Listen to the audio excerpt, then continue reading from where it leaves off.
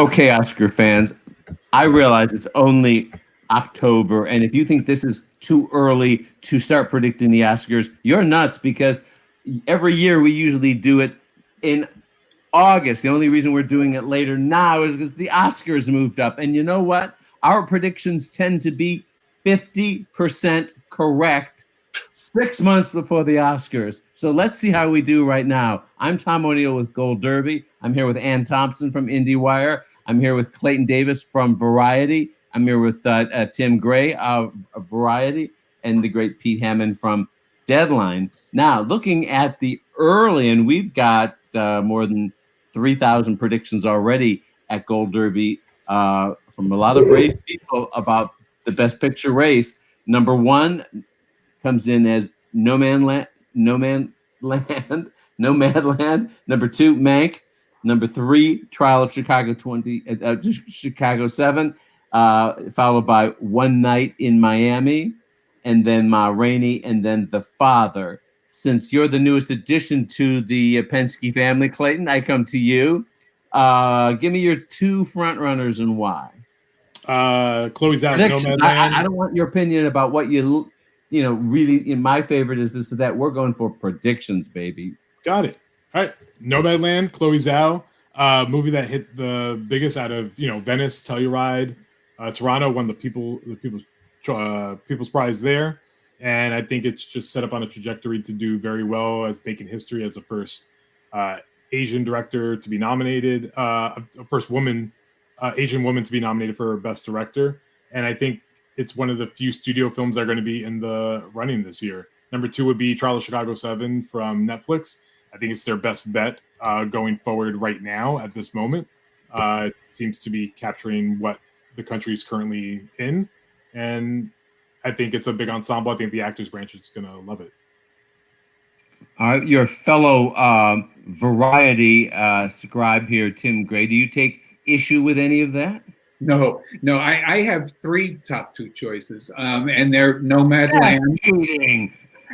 I'm cheating, but hey, it's 2020. There are no rules anymore. Nomadland and Chicago 7, I think, are brilliant, and for the same reason, The Father. I think all three of those movies are technically so well made. They're emotional. They're smart. They're really engaging. I just find all three of them pretty irresistible. Anne? I agree with the top two. If I were to come up with a third, I would come up with One Night in Miami, which is going to open later. And my caution here is that this is a really long haul. So we're describing where it is right now. Yeah. And I agree completely. I mean, the Trial of Chicago 7 and Nomadland are just out of the gate. Nomadland has the advantage of actually opening later. It had the festival bump, and then it will open later. And Netflix is rolling out their pictures and getting a lot of buzz for them now. They're ahead of other people in a certain kind of way in terms of just attention paid at the moment, because people can't be in theaters now. So when the theaters do come back and when those movies start to open and they start to get more attention in New York and LA, God forbid, New York and LA might have theaters open, then we'll see some changes, I think. But Pete, we know that Netflix has not won Best Picture. Remember that presumed win for Roma? That didn't happen. Well, I didn't. Is there such a thing as a Netflix bias? To me, it's way too early. This is, in my world right now, we're in August, essentially. Telluride, the fall festivals haven't happened in a normal season. 7-month season, nobody wants anyway. They're not going to spend the money. You're right, Ann. I agree with you. Netflix is really pouring them out now. I just saw an incredible one last night. I can't even talk about yet, but it's a lot of movies that they have, and they are going to cannibalize each other if they're not careful. Because when you have that number, you're going to push out. Where do you go? Who's the baby? You say Trial of 7. Yeah, it's out now. It's getting all the attention. They're on all the talk shows. Mank, it's a fantastic movie. It will appeal to Academy in particular, because of the nature of what it's about. It's beautifully shot, and they've got others that are coming up, and so we'll see. Netflix is an interesting thing. Nomadland's played the traditional route. It's gone off to win all the festivals. Anybody that wants to honor Chloe Zhao, they will take it. And they're just going to pile up all these things they can put in ads. It's a very traditional way of going. And they're smart, I think, to not open it until December. They had told me they were going to pull it back.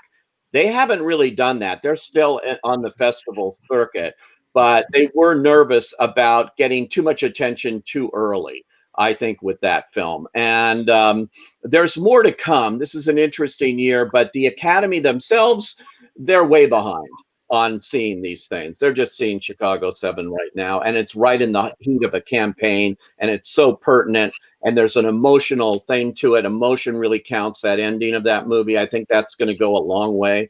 This could be the year for Netflix, or they may fall short again. I mean, it's hard to say at this point. I really can't. That's why I don't do predictions this early.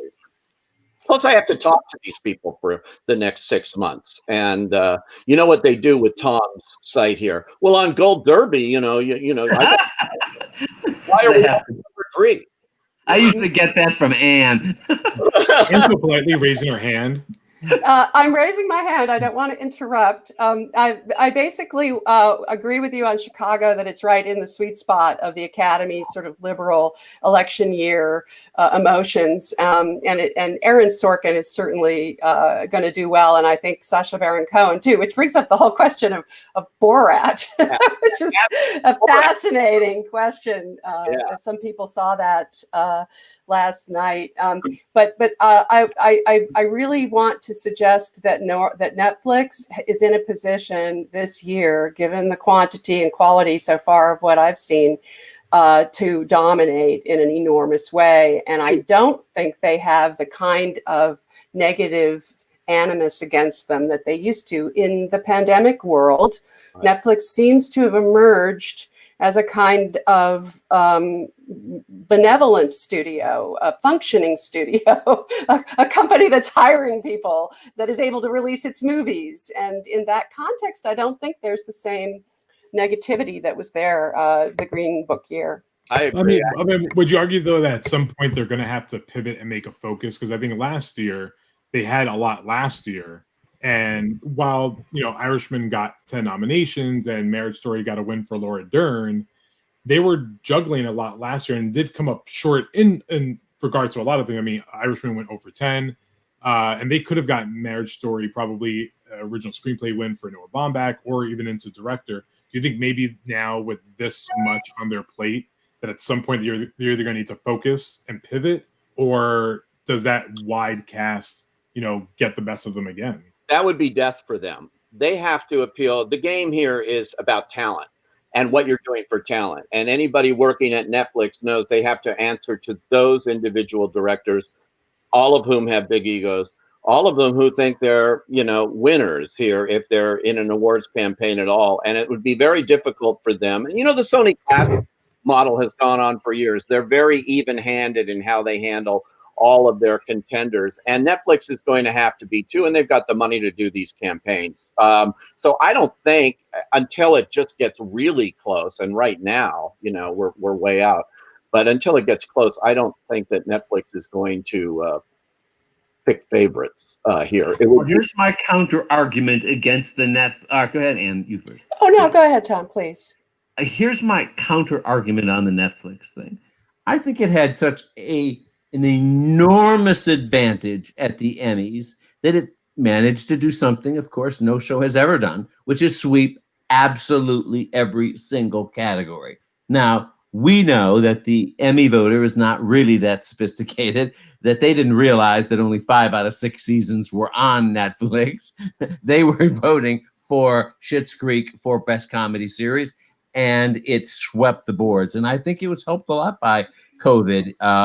I think it helped was by the fact that they were at home, those voters seeing its screen that way. That kind of sweep is certainly unprecedented, and it's going to help Netflix in this early run. And they're going to have all this early momentum, just like they had with Irishman last year. But I think the looming question is, what happens if some people like Donald Trump are right and the vaccine is out for this pandemic thing by, let's say, mid to late December, and all of a sudden people are out voting, socializing. All of a sudden, that that kind of cocktail conversation we hear at parties that say, "Hey, have you seen Parasite yet? It's really, really great." And that takes off, or Spotlight, blah blah blah blah blah, and then that takes off. It's going to be June before you have any real. I agree with Pete. I don't think you should be counting on any vaccine anytime soon. That's a Trump fantasy and not to be believed. Yeah. But what I will say is that the advantage Netflix has, which is huge, is that people are watching the movies and seeing them there, and that's the world. That's the game. It always was the game. I'm going to quote the great Cynthia Swartz and say it's about seeing the movie. And if you've seen it on Netflix and you haven't seen it somewhere else, that's their advantage. And it depends but Tom, okay. Yeah, go ahead, Clayton. I was saying, Tom, you're giving Netflix credit for Schitt's Creek, but I mean it's Pop TV. That wasn't like a win for Netflix. I mean, but it's why they saw it. It was a win. They saw it, but it doesn't count for them yet. We can't. But it was like because of Netflix. Season 6 on. Sure, I mean they can share in the globe, but it's not theirs yet, because Ozark almost became the biggest loser in Emmy history when it won one award out of 18 nominations. So I would say that Netflix, while they have the goods, I don't know if I agree that the whole Netflix bias is eliminated yet from the conversation. Oh, no, I'm saying it's the opposite. I'm saying they now have this overwhelming advantage that could play out extraordinarily at the Oscars, the same way it did at the Emmys, and tower so far above the other streamers. Look at what happened to the other streamers at the Emmys. Amazon won 0. Apple won 1 for Billy Crudup. Hulu won, was it 0? I mean, the other streamers got wiped out, and Morning Show got Billy Crudup in. HBO was the big Netflix got what's her name, and that was it.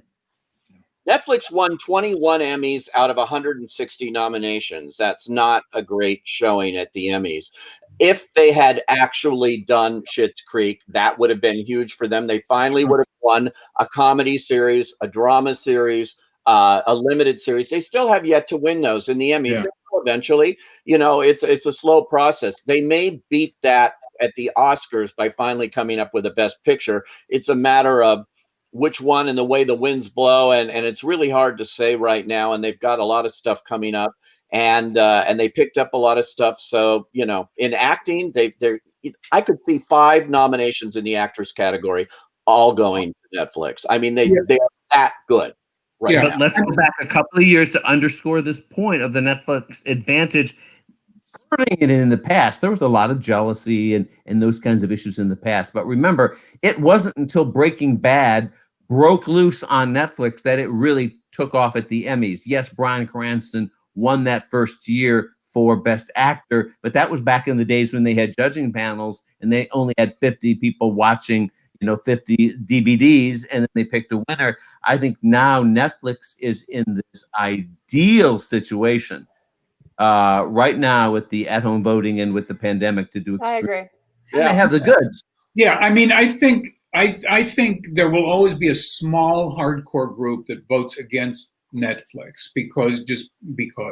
But I feel most of the Academy voters that I talk to, I mean, they don't vote for studio or platform. They vote for what they like. And like last year with Parasite, people love that movie. So I think in 2020, the idea of a movie debuting and streaming is the norm now. So I think Netflix is not in any significant disadvantage, and they got the goods. But as Ann said earlier, for me, it's all about timing. Because if you remember a few years ago with A Star Is Born, if they held voting in October, that would have won every category. And by the time the actual Oscars came around, I think it won one, I think, right? for song. So it's timing is hard, and it's especially hard for dramas to maintain that momentum for 6 months. Yeah. Okay, I just broke our rule. We're only supposed to be talking about best picture and director and so forth, but I just put an acting comment up on the screen from one of the viewers now that says, for supporting actress race, I see Glenn Close, of course, 7-time loser, Hillbilly Elegy, and Olivia Colman face off again. Who has thoughts on that? Well, they'll be in there. I haven't seen Hillbilly Elegy. Have you, Pete? No. They show him everything early because he moderates everything. It isn't fair. I think I see something you're going to see that will surprise you. And I'm not talking about Hillbilly Elegy, but I can't. This is so early for me. I'm just giving you a hard time. So I'm hearing, because I didn't watch Borat last night, I was watching Rebecca and the World Series, so shoot me. Maria Bakalova, you guys? She is amazing. Actress. I hear she's incredible. I think she should be nominated supporting actress, and I think Rudy Giuliani should be up for supporting. I'll stick with that. You know, the IndieWire team is all over that this morning. I posted my review at 9 a.m. whenever that thing broke, and I kept calling them, and I said, "Did he sign a release?" Because they said 99% of real people sign releases, and you just can't imagine it. But in this case, off the record, very reliably, I'm told yes. And but I don't think he knew where the cameras were placed at certain points, and that is where this is going to be huge. We knew the minute we saw this picture. Over the weekend, I saw it, but we knew immediately this will be news. And but it's a funny movie. Look, he won. We're really digressing here, but he won the Golden Globe for the first Borat, and he got a screenplay nomination shared with another writer. Yeah. The power of this. The writers always come through for Hangover and Bridesmaids. Raunchy comedy is hard to do, and he might get rewarded. He may have a harder time than he did before. But I think back to the Coleman Close argument, I think it could be those two. But my gut feeling, and this is just gut based on like early rumblings of Hillbilly Elegy, I think the question is, how bad does Hillbilly Elegy have to be to keep Glenn Close from getting into the law? I mean, that's based on the early. It's unlikely to be a critic's picture. Is the point? Yeah, I think it's close. I think it's Glenn Close or bust. But it'll be interesting for Olivia Colman to trump her again. I mean, like we saw that with Annette Bening twice against Hilary Swank twice. And some of those tend to happen. I don't think Olivia Colman's role in The Father, I thought she was fine, but I don't think she's that movie. I think it's Anthony Hopkins' film. Yeah, but I think that helps. I think when Anthony Hopkins, who I think is going to get a plurality of the vote in Best Actor, always he's the front runner for sure. That always tends to pull in other stuff just because once in a while. And I think Olivia Colman could be an easy kind of get in, because supporting actress again in itself is not hugely competitive, and I say that in the sense of what Oscar typically goes for. There's other worthy nominees like a Maria for Borat, but Ellen Burstyn, absolutely. Pieces of a woman. Ellen Burstyn would be the oldest nominee ever. I want this to be a 2-video shoot, so we're going to stop right here. Everybody take a 15-second break and then switch to the other video. Okay. Can I just say something about The Father? Yes. I want to say that one of the stories here in the race is that because so many of the big studio movies have moved out, the remaining indies have a much bigger advantage than they would ordinarily have. And that's why you could see something like a Sony Pictures Classics movie, The Father, move up in the rankings and be much more of a main player in the Best Picture race, say, or director race than it might have been in another more competitive year. The more was for them. It could, and it will appeal. And of course, it appeals to an older demo. So, right. Okay. Time out. We will resume in just a few moments.